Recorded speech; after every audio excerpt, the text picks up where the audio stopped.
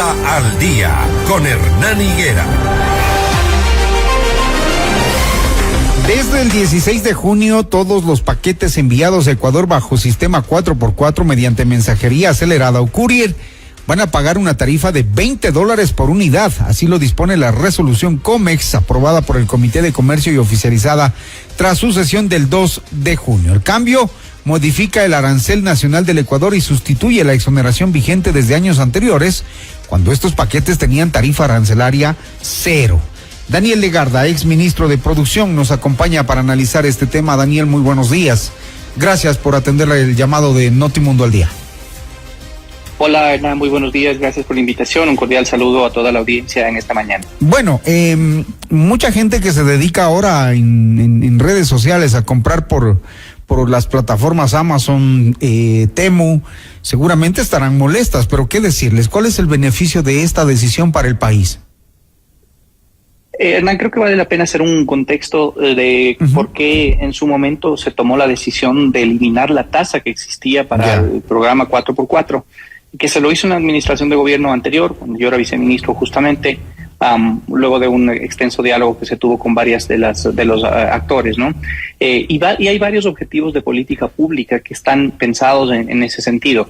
El primero es el poder tener un comercio formal, un comercio que tenga información, que se registre por parte de los usuarios, ¿no? Y que le haga contrapeso al famoso maleteo, al comercio informal, el comercio que se anuncia efectivamente en las redes sociales, en Facebook, y dice, una persona publica algo que dice, traigo carga por X dólares por libra, ¿no es cierto? Eso es contrabando explícito, es evidentemente ilegal.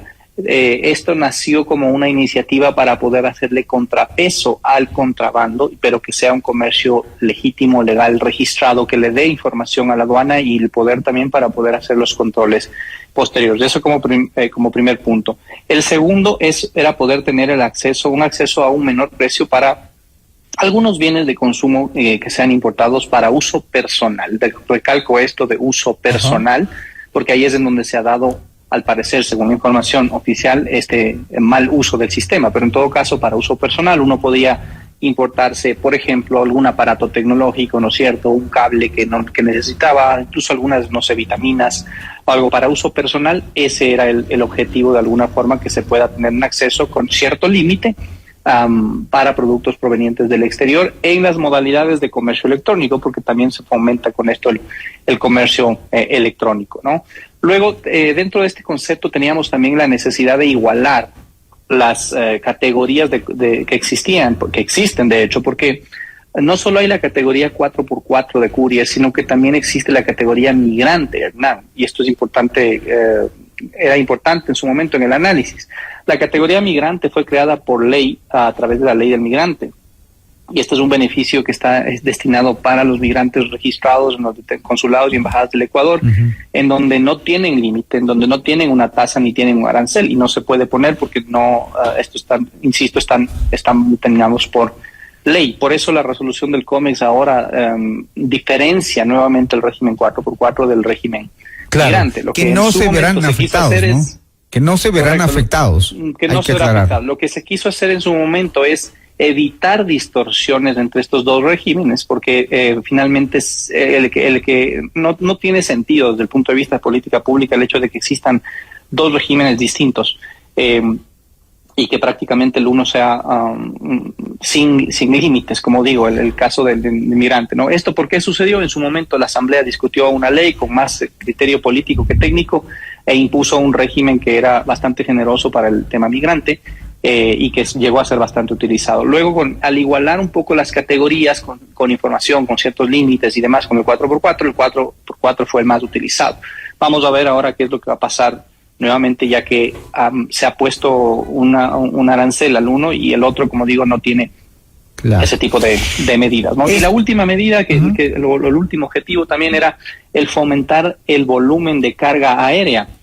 Porque atrás del volumen de carga aérea está también un importante crecimiento de la logística de importaciones, por supuesto negocio que genera allí empleo, que genera varias vertientes positivas para la economía, particularmente en los aeropuertos de Quito y Guayaquil, y que puede optimizar los fletes, que también son los fletes de carga aérea de exportación que salen. Entonces eran varios objetivos por los cuales en su momento se tomó esta decisión de reducir la tasa, eliminar la tasa de $42 que existía, poner cierto límite en todo caso para el uso, ¿no es cierto?, en $1,600, que eso persiste. Y ahora lo que entendemos por la información que ha publicado el Ministerio de la Aduana es que puede existir ciertos abusos, por lo cual se está utilizando este régimen no para uso personal, sino para el uso comercial, claro. Lo cual está efectivamente prohibido y no debe ser así, ¿no? Y de hecho lo vemos, ¿no? Lo vemos acá en el mercado informal, y eso también va en perjuicio de la industria nacional, digamos. Hay zapatos de todo tipo, de toda marca, mientras la industria de zapatos en Ecuador, digamos, lucha por la calidad y por el costo de la producción. Eso es una afectación a la economía porque termina con empleos. Es la consecuencia de esto, ¿no?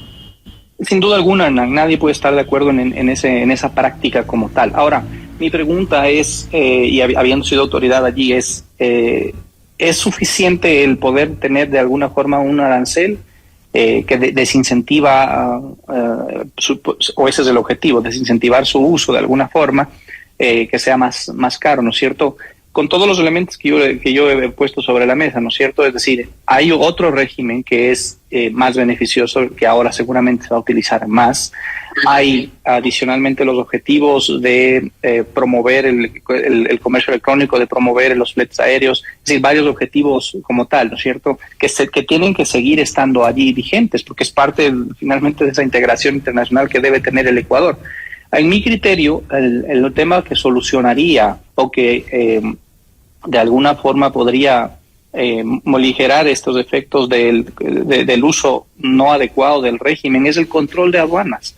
Es el control posterior que tiene potestad tanto la aduana como el SRI para poderlo controlar. Por ejemplo, si es que, Hernán, tú me has comentado, se ve en las publicaciones en redes sociales, ¿no es cierto?, que alguien está ofreciendo un producto traído por este tipo de regímenes, ¿no es cierto? Bueno, eso es ilegal. Si es que hay esa información allí, la aduana debería tomar algunos de esos casos y hacer un control posterior, la aduana, el SRI, ir a hacer un control posterior efectivamente. En algunos casos podrá ser complicado, en otros no tanto, pero si tú has llegado, por ejemplo, con eso, yo puedo llegar también con eso, las autoridades tienen más información inclusive para llegar con esa información. Entonces, a mí me parece que el control de este mal, del uso no adecuado de estos regímenes es en donde se debería atacar, no tanto efectivamente en las condiciones de la medida, que puede o no puede, vamos a ver cuál va a ser el efecto hacia el futuro, pero es el control el que falta, se debe poner énfasis, sobre todo a través del control posterior, que es potestad absoluta de la aduana y del Servicio de Rentas Internas. Daniel, gracias por ayudarnos a entender con los antecedentes, los pros y los contras de esta medida. Gracias por ayudarnos a comprender la resolución del COMEX sobre el arancel de $20 a los envíos. Muy gentil, gracias por atendernos. Siempre un gusto, Hernán. Cordial salud. 6:58.